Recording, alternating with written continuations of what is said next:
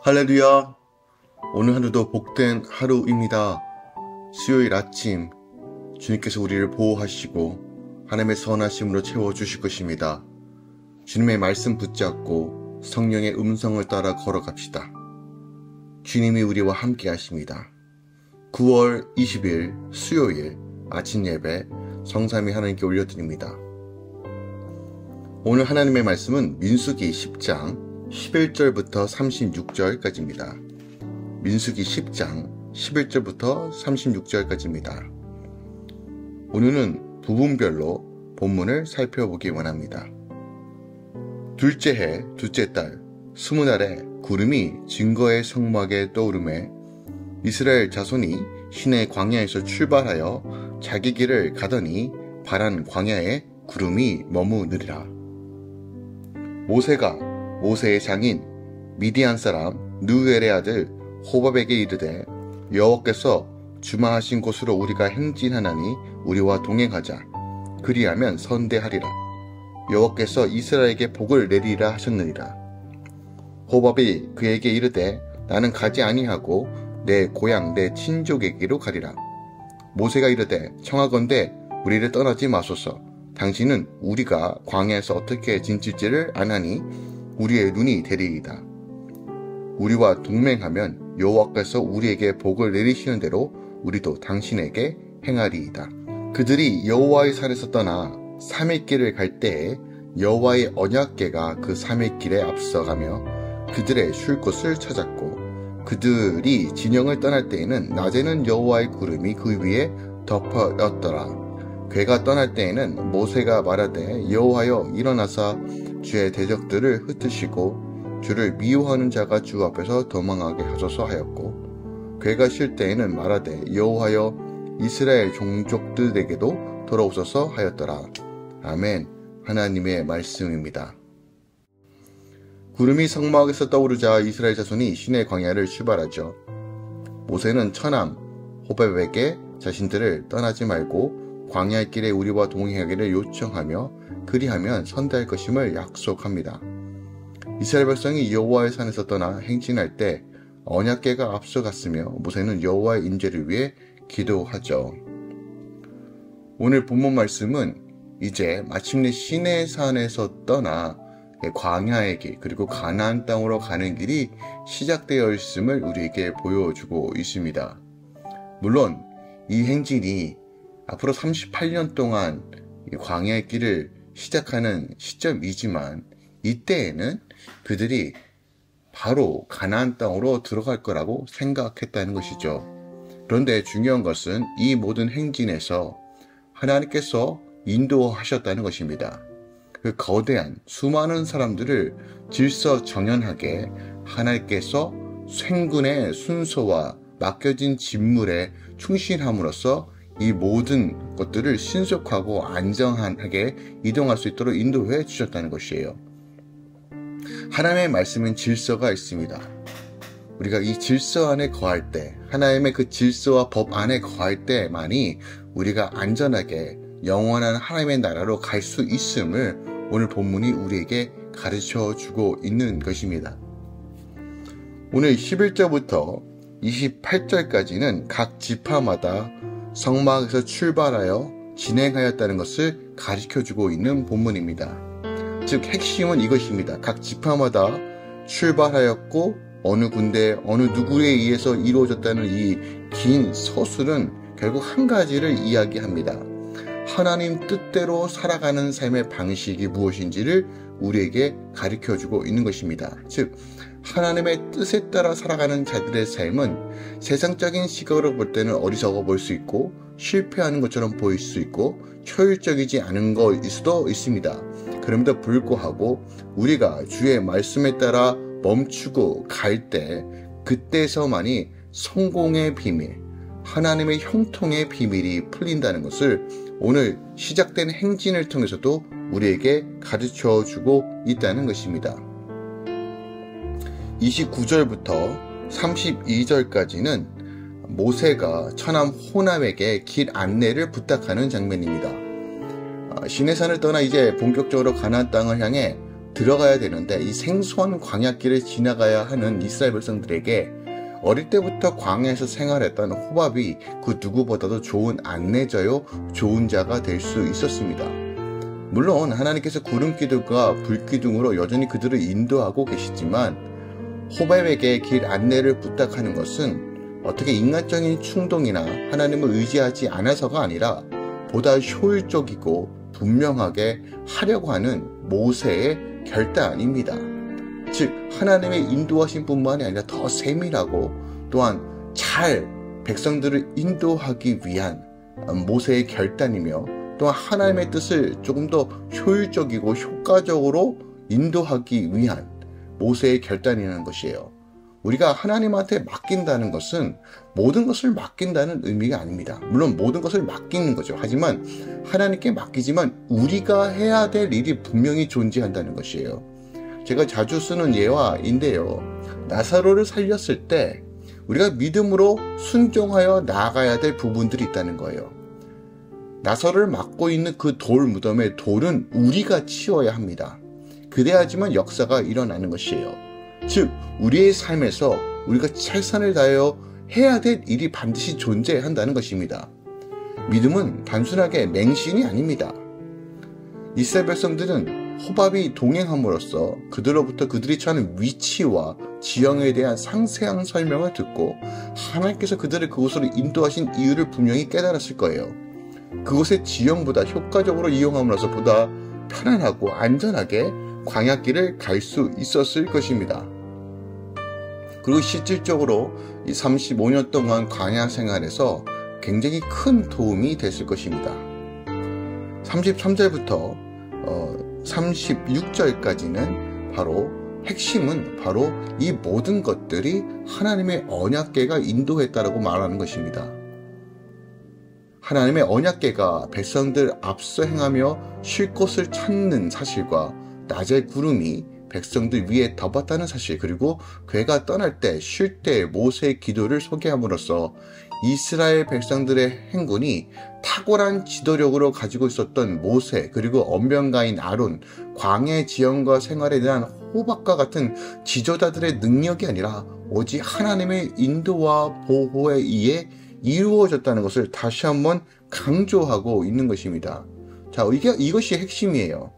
하나님께서 우리를 어떻게 인도하시는가? 물론 우리 안에 뛰어난 리더도 필요하고 언변가도 필요하고 지식과 지혜도 필요합니다. 그럼에도 불구하고 우리의 삶을 인도하시고 보호하시며 책임지시는 것은 오직 여호와 하나님이라는 것을 우리에게 가르쳐주고 있는 것입니다. 오늘날 우리에게 이 광야 같은 험난한 세상에서 우리들이 의지할 수 있는 유일한 인도자와 보호자는 우리 주 예수 그리스도, 우리 주 하나님, 성령 하나님밖에 없음을 우리에게 가르쳐주고 있다는 것입니다. 오늘 본문 말씀을 통해서 더 깊이 묵상한 것은 무엇일까요? 저는 33절 함께 나누기 원합니다.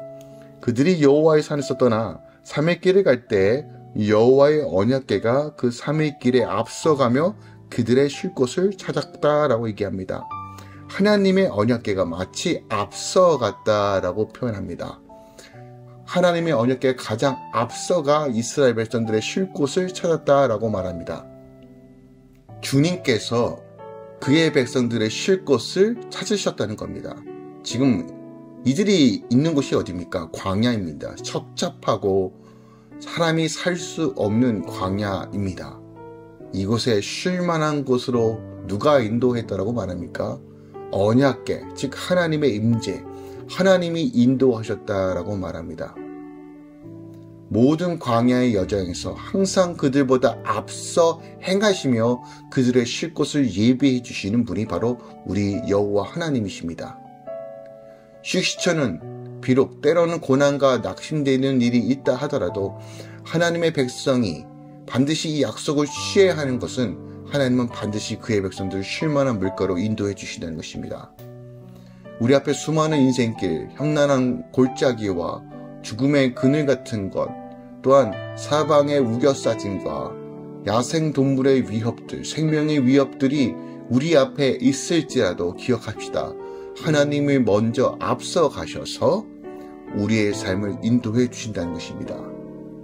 눈에 보이지 않는다고 전부가 아니라 하나님은 보이지 않는 모든 순간순간 하나님께서 그의 선하심으로 우리를 채우시는 겁니다. 그러므로 내 은혜가 내게 좋다는 이 말은 바로 거기서 우리가 해석할 수 있는 것입니다. 내가 감당이 되지 않는 많은 순간과 상황들과 환경 속에서도 하나님의 은혜는 흐르고 있고 하나님의 일하심은 흐르고 있다는 것입니다. 그러므로 가장 좋은 것을 예비해 주신 그분을 믿고 신뢰할 때 우리는 어떤 상황과 환경 속에서도 감사와 찬양과 영광을 올려드릴 수 있는 것입니다. 이것이 바로 실질적으로 하나님의 백성이 살아가는 방식입니다. 또한 34절에 보니까 그들이 진영을 떠날 때에 낮에는 여호와의 구름이 그 위를 덮었다라고 말합니다. 하나님이 백성들이 행진할 때 낮에는 구름기둥, 밤에는 불기둥으로 인도하여 주셔서 그들의 삶을 초자연적으로 보호하셨다는 것입니다. 즉 하나님의 인도함을 받은 자는 어떠한 환경과 상황 속에서도 우리 마음에 하나님의 샬롬과 평안을 누릴 수 있다는 겁니다. 가장 대표적인 시로 우리가 잘 알고 있는 시편 23편을 들 수 있습니다. 푸른 초장 쉴만한 물가로 인도하실 뿐만 아니라 사망의 음침한 골짜기를 가더라도 해를 두려워하지 않는 것은 주께서 우리와 함께 하심이다 라고 말합니다. 우리 인생에서 반드시 골짜기를 지나가야 됩니다.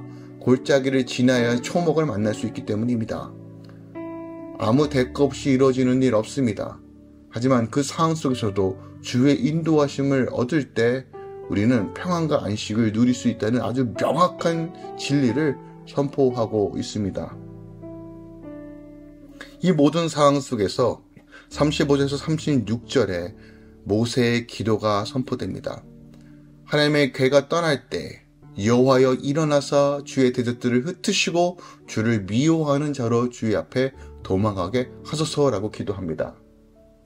또 괴가 쉴 때에도 여호와 이스라엘 천만에게 돌아오소서라고 기도합니다. 모세는 광야 생활 40년 동안 이스라엘 백성들이 이동할 때마다 항상 기도하며 선포합니다. 기도가 무엇입니까? 내 의지를 꺾고 주님께 집중하는 것입니다. 내 의지를 꺾고 주님을 의지하는 것입니다. 내 생각과 내 마음을 다 접고 오직 하나님만 바라보겠다고 하는 결단과 선포입니다. 기도가 사는 것입니다. 기도가 내 죄성을 꺾는 것입니다. 기도하며 주의 십자가를 바라볼 때마다 우리가 새로워질 수 있습니다. 기도할 때 성령의 역사가 일어나는 것입니다. 오늘 이 아침 다시 한번 주님을 따라 걸어가는 기쁨이 회복되는 이 아침 되길 원합니다. 주님과 동행하며 그 임재와 영광이 회복되어 함께 감사와 찬양이 올려드리는 이 아침 되길 원합니다. 오늘 여러분의 모든 삶 가운데 기도하며 말씀을 붙잡으며 하나님의 거룩한 샬롬과 임재가 충만하게 채워지길 예수 그리스도로 축원드리고 선포합니다. 기도하겠습니다. 사랑하는 주님 감사드립니다. 오늘 이스라엘 백성들이 이제 실질적으로 행진을 시작합니다. 이 행진을 시작하는 모든 여정들, 그 여정의 중심에는 오직 하나님이 계셨습니다. 하나님의 말씀이 있었습니다. 말씀대로 행하였더니 이들이 질서 안에서 거룩한 백성으로서 전진해 갈 수 있었던 것처럼 하나님 오늘도 우리의 인생을 살아가는 모든 여정 속에서 하나님의 말씀을 붙잡고 성령의 인도와 임재 가운데 걸어가길 소망합니다. 주여 가르치시고 기도하며 오늘도 주의 날을 꿈꾸며 증거하게 하소서. 이제는 우리 주 예수 그리스도의 은혜와 우리 하나님 아버지의 놀랍고 지극하신 사랑과 성령 하나님 내지 같은 충만 역사하심이 이제부터 영원까지 함께 계시길 축원하노라. 아멘.